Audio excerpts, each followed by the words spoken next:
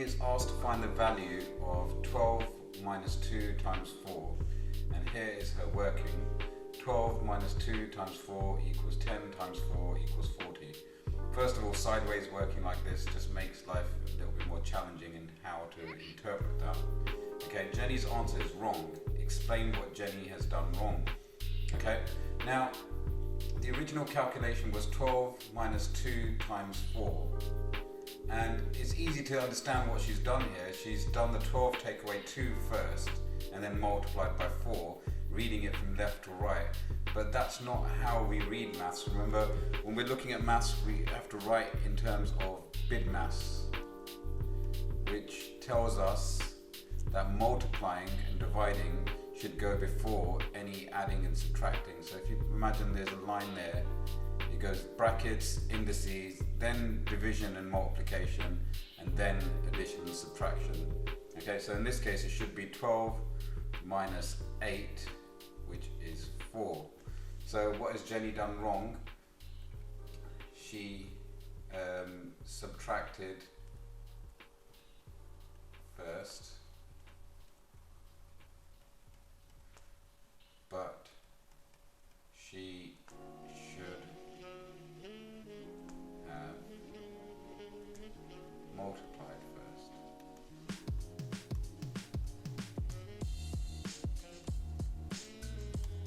Okay. Now, Rehan is asked to find the range of the numbers 3, 1, 8, 7, 5, and here's his working.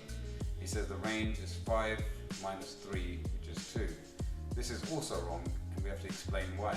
Now, when you're finding the range, you're finding out how spread out these numbers are. So, how spread out from the lowest to the highest are these numbers? It always helps to put them in order. So it should go 1, 3, 5, 7, 8, and then the range will be the highest, take away the lowest. So in this case, the range should be 8 minus 1, which is 7. So what has he done wrong? He did not order the numbers.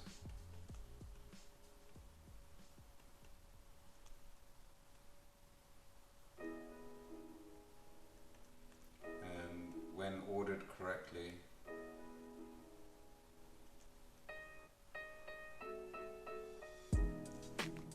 the highest is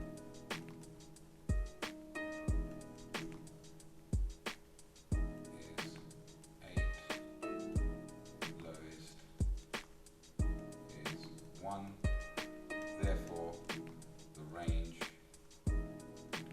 should be 7, and that will ensure that you get full marks on that question.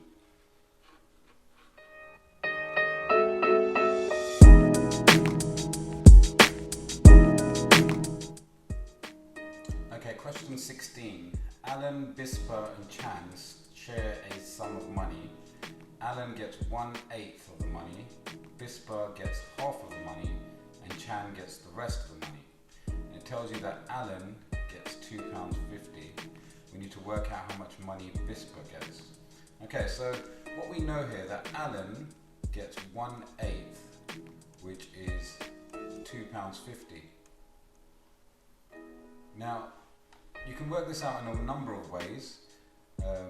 What I would suggest is if you know that 1/8 is 250, how would we work out what 8 out of 8 is, or the whole amount? We would need to multiply by 8.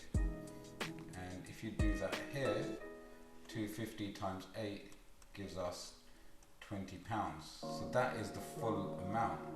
And we know that Bispa gets half of the money.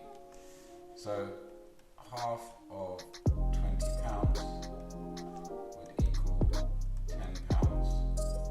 So Bispa gets £10. Okay, part B says find the ratio for the amount of the money Alan gets to the amount of money Chan gets. Now we know that Alan gets £2.50, and now we need to work out how much Chan gets. Well, we know the total is 20. We know Bispa gets 10, and we know that we need to take away 250 for Alan's money.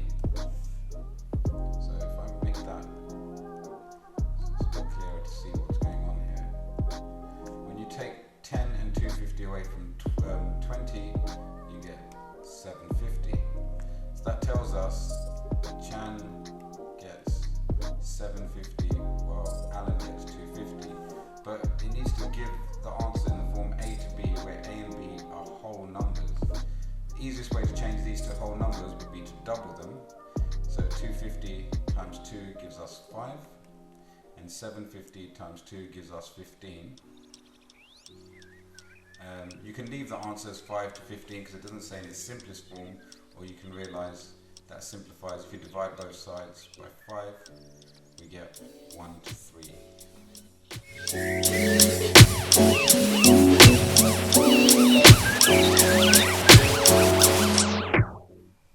Okay, question 17. ABC is an isosceles right-angled triangle. The area of the triangle is 162 centimeters squared, and we need to work out the value of x. Okay, so first things first, how do we find the area of a triangle? You should know at this stage that the area of a triangle is the base times the height divided by 2. So in this case here, we'll call that the base, that will be the height, and it's isosceles so that they're the same. Okay, and we're told that the area is 162. So in this case, it's 3x times 3x divided by 2. Okay, to get rid of the fraction, we need to multiply both sides by 2. So that gives us 324 is 3x times 3x, and you can do this in one step as well. 3x times 3x, if you imagine that's like saying 3 times 3 times x times x. Okay, it doesn't matter when you're multiplying, it's mutually commutative, so it doesn't matter which way around you multiply it, you end up with 9x squared. So from here, to solve this equation, we need to now divide both sides by 9. So 324 divided by 9 is x squared. And let's just do that on the calculator here. 324 divided by 9 gives us exactly 36 is x squared. We don't want to know what x squared is, we want to know what x is. So if we square root both sides, that will give us what the value of x is. And by now you should know that the square root of 36 is either plus or minus 6. And in this case, because it's a length, it can't be minus 6. So our answer will be that x equals 6.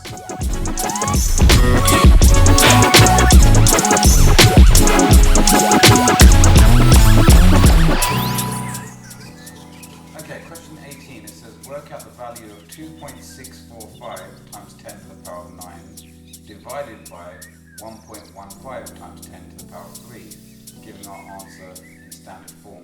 Now, some people have very cleverly realized that what you can do here is just put it straight into the calculator. 2.645 times 10 to the power of 9, that's your standard form button there.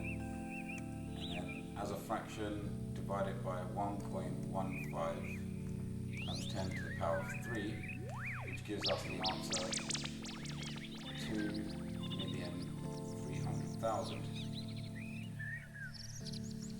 Check that. Yep.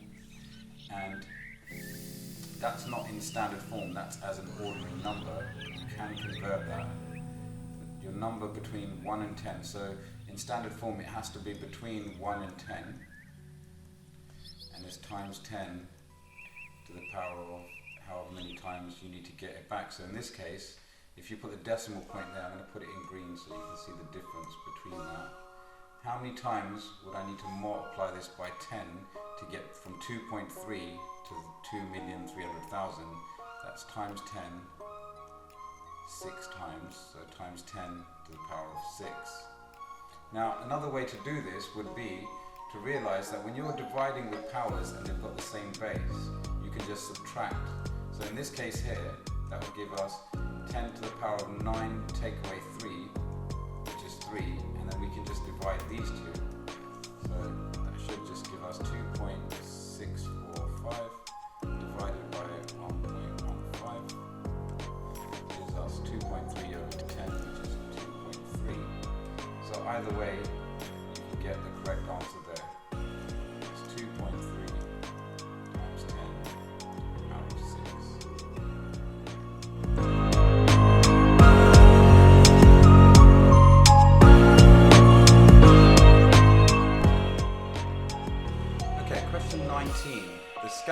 diagram shows information about 12 girls.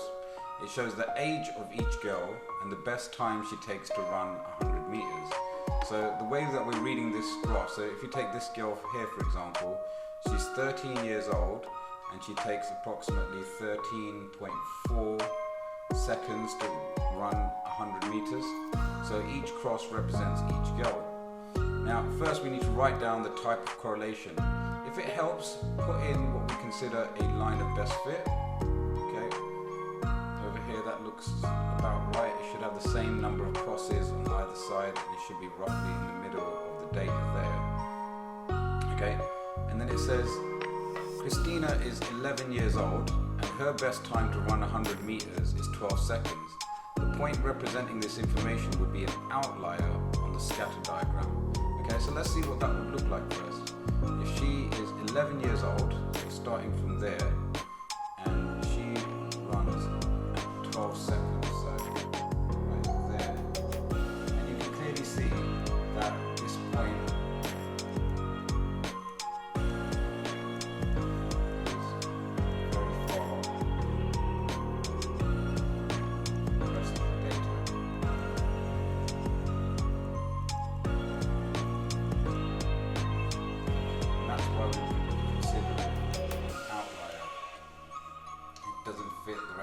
so something there doesn't sit quite well.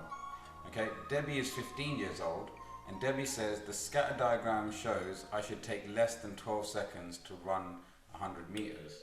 So if she's 15 years old, now if you imagine this pattern carried on, it would show that she would run less than 12 seconds, but if you look, that's way outside again. The data is only up to the age of 14 and you can't assume that it's always going to carry on that way. So I would say this may not be true.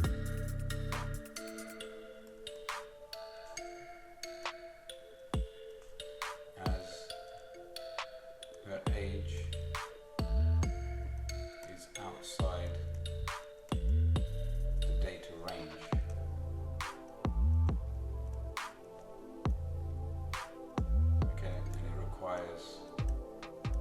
Something called extrapolation.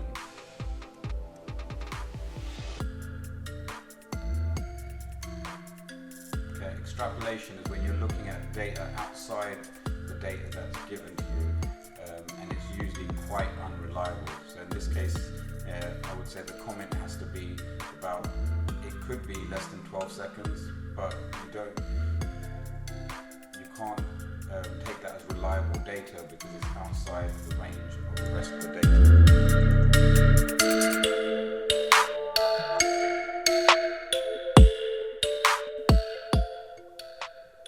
Okay, question 20 says expand and simplify 5 bracket p plus 3 minus 2 bracket 1 minus 2p. Okay, what tends to mess people up in this question is the negative, so we're going to be very careful here. We're going to expand it one bit at a time. Okay, so starting with this first bracket, 5 times p gives us 5p, and then 5 times the 3 gives us 15. Okay, now for this second bracket, you have to remember that that's minus 2 in front of the bracket, so both of these are being multiplied by minus 2. So minus 2 times 1 is minus 2, and here's where most people make errors here. Minus 2 times minus 2 is plus 4. And minus 2 times minus 2p will be plus 4p. Okay, and then we can simplify that. 5p plus 4p gives us 9p. And then 15 take away 2 is positive 13. So it's 9p plus 13.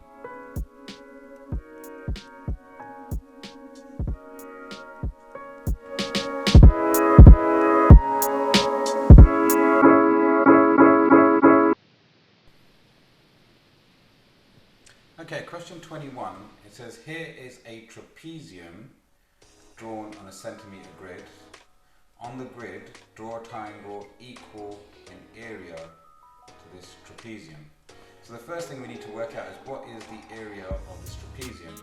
Now, quite a few of my students decided they're going to count the squares, which is fine. You can roughly count the squares, but a higher level understanding would be to remember the formula to find the area of a trapezium. Okay, in this case, the area, well, first you have to add the parallel sides. To be a trapezium, there's always one pair of parallel sides. And let's call that A and B. So it would be A plus B, and then you multiply by the perpendicular height. In this case, that would be H there. So it's the distance between the parallel lines. So we multiply that by the height and then divide by 2, and that gives us the area of the trapezium. So what are our lengths here? In this case, A is 2 centimeters across, plus B, which is 7 centimeters across, multiplied by the height, which is 4, divided by 2. Following the rules of BIDMAS, do the brackets first, so that would be 9 times 4 divided by 2. And then 9 times 4 is 36. Divide that by 2 and you get 18 centimeters squared is the area that we need for our triangle. Now, for a triangle, you need to remember that the area is the base times the height divided by 2. So if we know the area's got to be 18, that means it's going to be the base times the height divided by 2 equals 18. So if I multiply both sides by 2 to get rid of this fraction, we get 36 is the base times the height. So that means I need two numbers that multiply to 36, and that can be pretty much anything. It can be 6 and 6, that times to 36. It could be 12 and 3. It could be 9 and 4. Whichever one you choose, I'm going to do the 6 by 6. Okay, so I'll start off with my base 6 centimeters across, and then I know my height has to be 3/6 upwards. So if I join those together as so, just to double check the area there. Okay, if that's 6 across and the height is 6, the area would be 6 times 6 divided by 2, which is 36 divided by 2, which is 18 centimeters squared. And there I've drawn a triangle equal to, in its area, to this trapezium.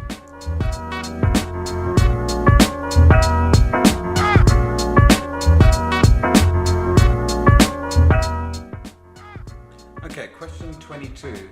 It says, when a biased 6-sided dice is thrown once, the probability that it will land on 4 is 0.65, and the biased dice is thrown twice. Amir draws this probability tree diagram, and the diagram is not correct.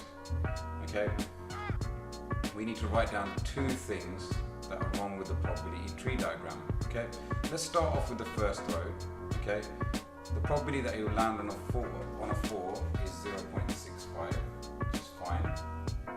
But then the probability that it will not land on 4, it can either land on 4 or not land on 4. So these two need to add up to 1, which makes this incorrect. So the probability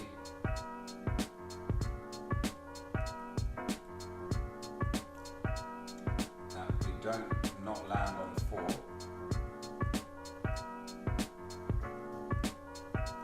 should be 1 minus 0.65, which is 0.35.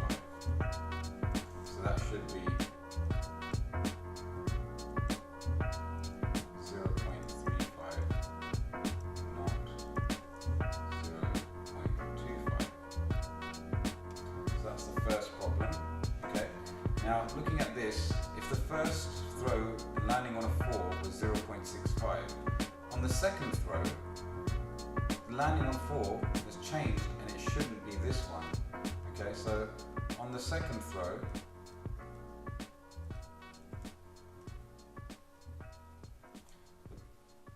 the probability that it it does land on 4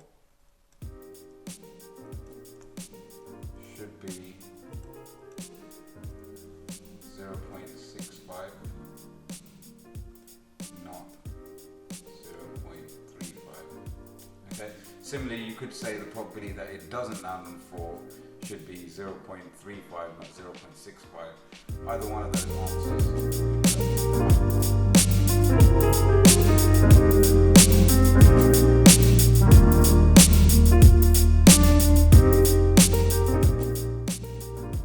Okay, question 23, it says ABC is a right-angled triangle, as shown here. We need to work out the side of the angle ABC. Remember that they're always written in order, so A to D to C is labelled there. Let's call that angle X. That's what we're trying to work out, correct the one decimal place. Okay, we can't use Pythagoras' theorem here. Normally, if you're given 3 sides and it's a right-angled triangle, you can use Pythagoras. In this case, if there's 2 sides involved and one angle other than the right angle, then we can use trigonometry or SOHCAHTOA.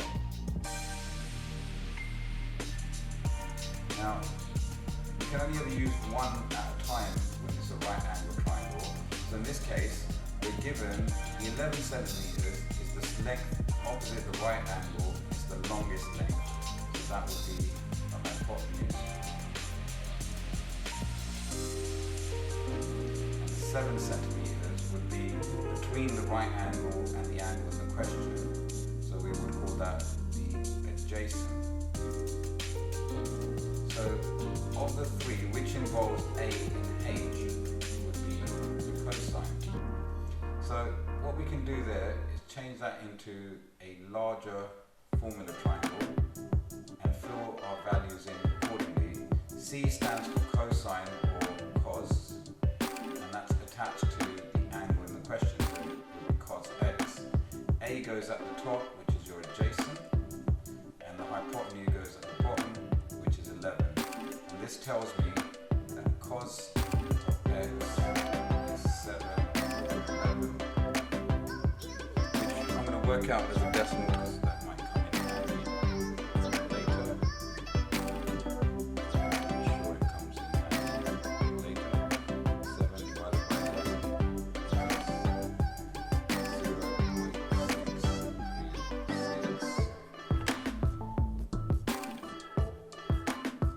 0.636.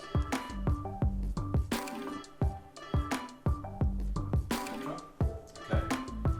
And if that's what cos x is, then to work out what x is, we've got to do the opposite of cos, also known as arc cos or shift cos or inverse cos. And that's denoted as cos to the power of minus 1 of 7 elevenths, or 0.632. If you work that out correctly, that was shift cos 7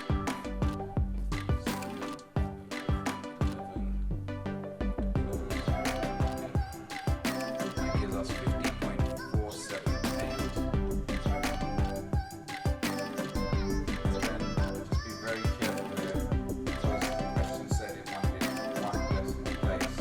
That means that stay of 4 would it round up because it's got 7 next to it. That tells us that it's rounding up. So our final answer should be 50.5 degrees. That's our angle ABC.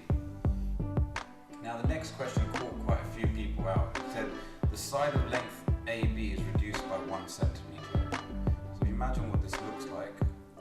Okay, that's now 10 centimeters, the hypotenuse. The length of side BC is still 7, so that's still 7. And angle ACB, that one there is still a right angle, is still 90 degrees.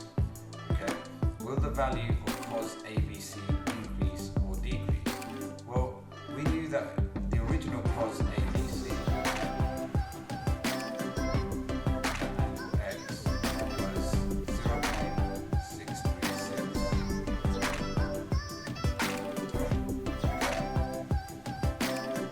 For the new triangle,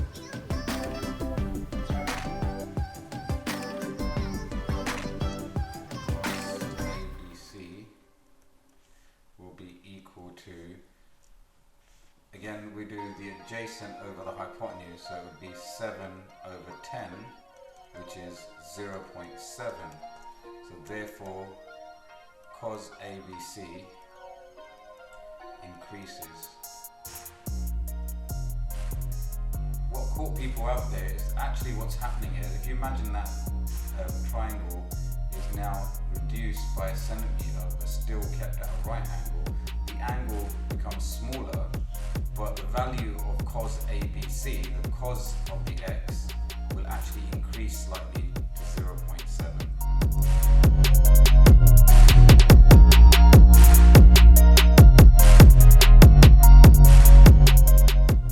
Okay, question 24. There's some counters in a bag, and the counters are red or white or blue or yellow. Bob is going to take at random a counter from the bag, and the table shows each of the probabilities that the counter will be blue or will be yellow. And there are 18 blue counters in the bag.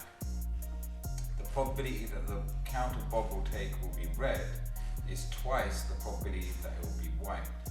So if I say x is the probability that it's red, and the probability, let's say the probability that it's white will be x, because the probability that it will be red will be double that. So it will be 2x there. So what that tells us is, if we add these together, what should they all add up to? Well, there can only be this number of this type of colour in the bag, so that means all of these probabilities will have to add up to 1, because probability is always between 0 and 1. So if I add these together, that must equal to 1 as an equation. If I simplify that, 2x plus x is 3x. 0.45 plus 0.25 is 0.7, and that equals 1. If we subtract 0.7 from both sides, we get that 3x is 1 minus 0.7, which is 0.3. And then if you divide both sides by 3, we get x equals 0.1.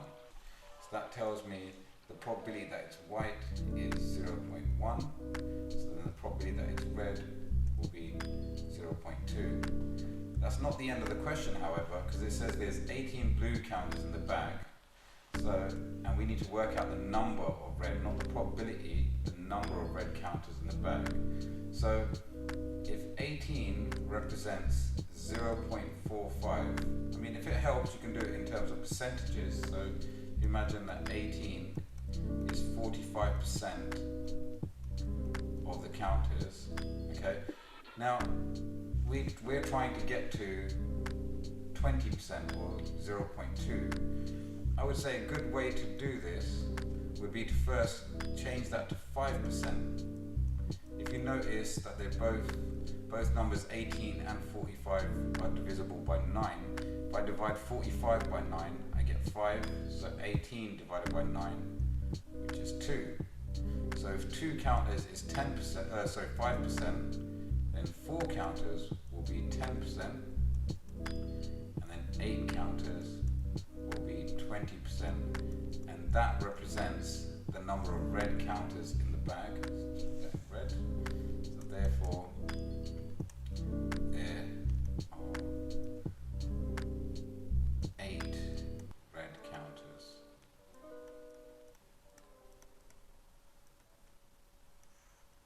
Just to double check that, so if that's 8, and 0.1 would be 4, we already know that represents 18, and 0.25, so if I add the 8 plus the 2, that gives us 10, so altogether it would be 12, 20, 30, so that would be 40 counters. Does that make sense here? Yep, that makes perfect sense. So it's a good idea to check to see how many counters will be available there, just to check your answers especially in exam conditions. Okay, it says here, a marble is going to be taken at random from a box of marbles. The probability that the marble will be silver is 0.5. There must be an even number of marbles in the box. Explain why. Well, because the probability that it's silver equals 0.5. Okay, if there were, say, 18 counters or 18 marbles, and you know that half was 0.5, half would then be 9 marbles, which is perfectly fine. But if we use an odd number, so say for example we use the number 21 and we divided that by 2, that would give us 10.5 marbles. And you can't have half a marble. I mean, even if it's smaller, it's still considered a marble. So because the probability that it's silver is 0.5, an odd total number of marbles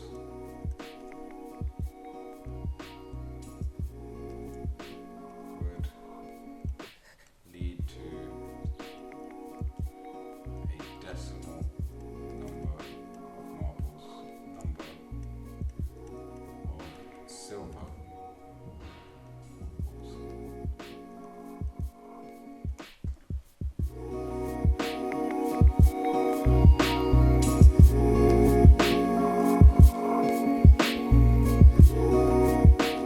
Question 25, we need to solve 5 minus x divided by 2, which is equal to 2x minus 7. Okay, so to solve this equation, the first thing we need to get rid of is the vinculum. So we need to get rid of this fraction here. Okay, so in order to get rid of a divide by 2, we need to multiply both sides by 2.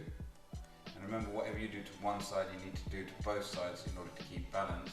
So if I times this side of the equation by 2, we're left with just 5 minus x, which is equal, and sorry, I need to double this side as well to keep equity there. You could either write it as brackets 2 times 2x minus 7 and then expand them, or you can do it straight away. It's entirely up to you. You must remember that the 2 doesn't just multiply by that, it multiplies by the minus 7 as well. So we're left with 4x minus 14. Okay?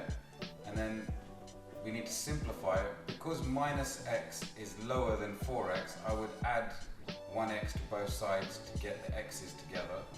So let's add 1x to both sides. And that gives us on this side 5 minus x plus x leaves us with just 5. And then 4x plus 1x is 5x. And then minus 14 stays as it was. And then we need to get rid of the minus 14, so I need to add 14 to both sides. 5 plus the 14 gives us 19, which is equal to 5x.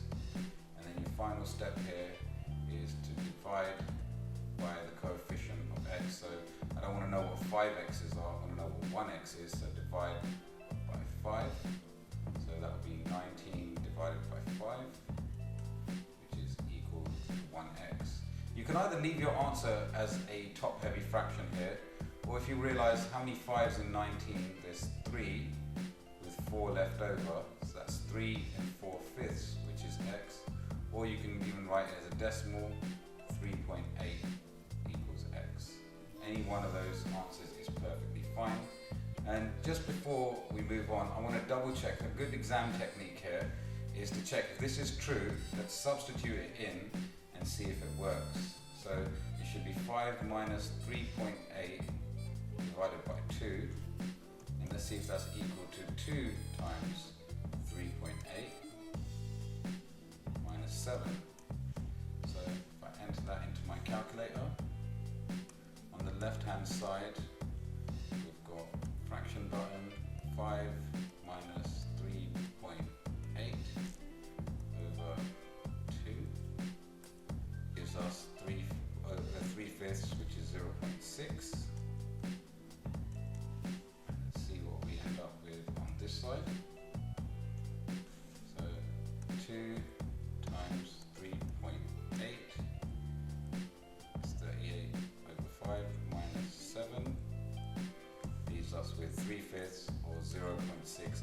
they are equal, we know that we are definitely correct, and that x is 3.8.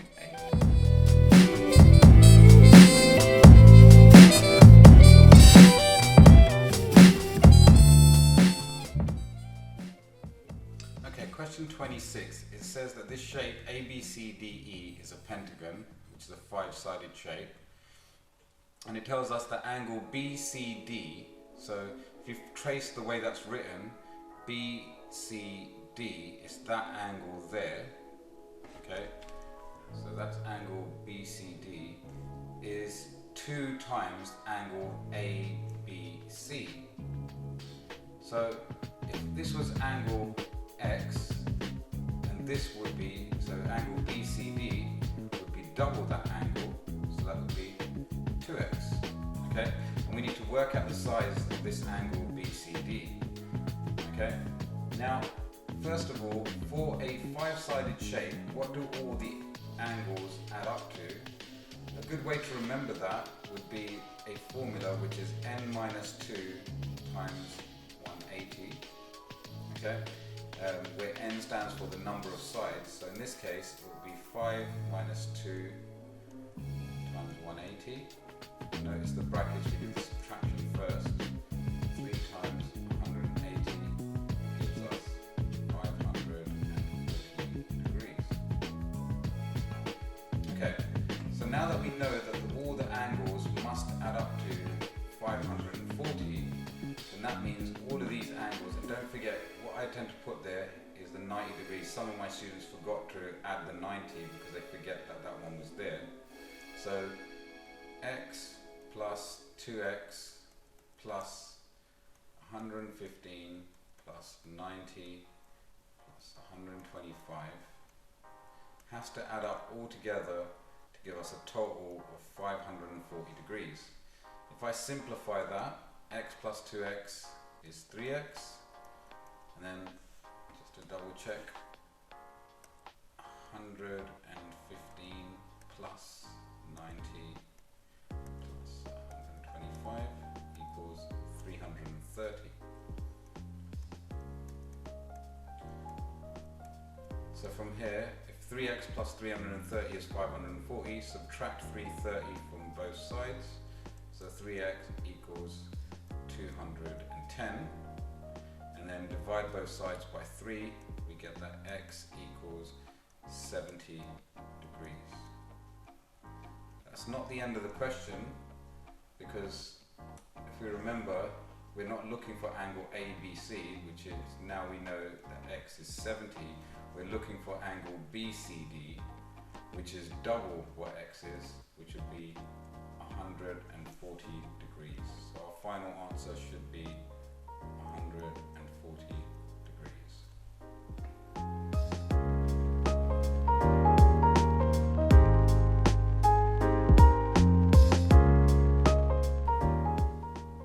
Okay, question 27. Triangle ABC and triangle DEF are similar. Okay?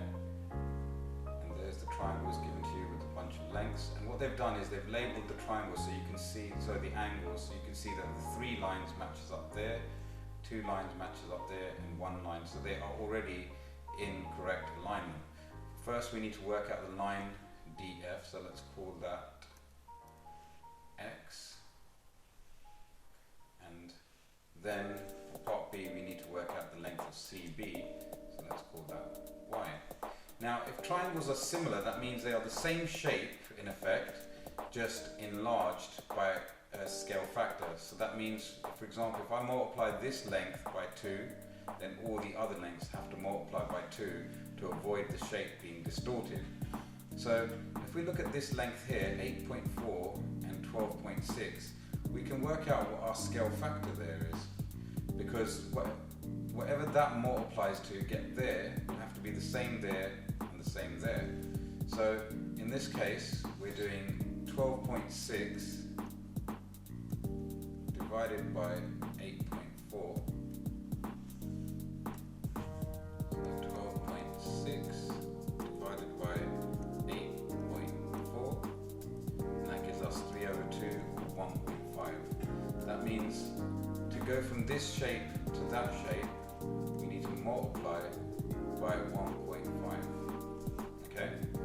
So then, to work out what x is, it's going to be this length 6.4 times 1.5 is going to be length df or x. And if I work that out, it's 6.4. So 1.5 times 6.4 gives us x equals 9.6 centimeters. So length df would be 9.6 centimeters. And to work out the length of CB, this time I'm going from the larger one to the smaller one, so we don't multiply by the scale factor. We're not going from here to here, we're going the other way around. So in this case, it would be 15 divided by the scale factor. 15 divided by 1.5 gives us 10 centimeters. So the length of CB will be 10 centimeters.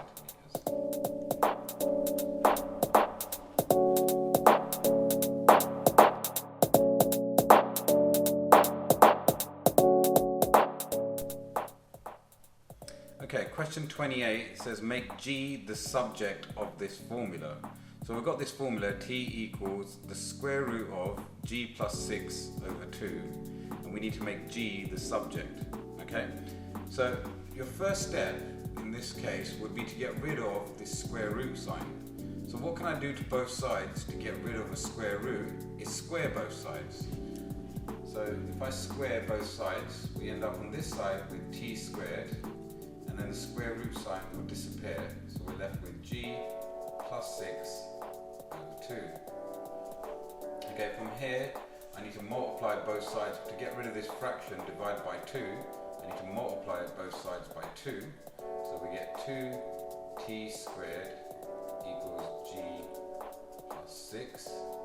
And then finally, to get G on its own, I need to subtract 6 from both sides. So we get 2t squared minus 6 equals G. And now G is on its own. So G equals 2t squared minus 6, and it is the subject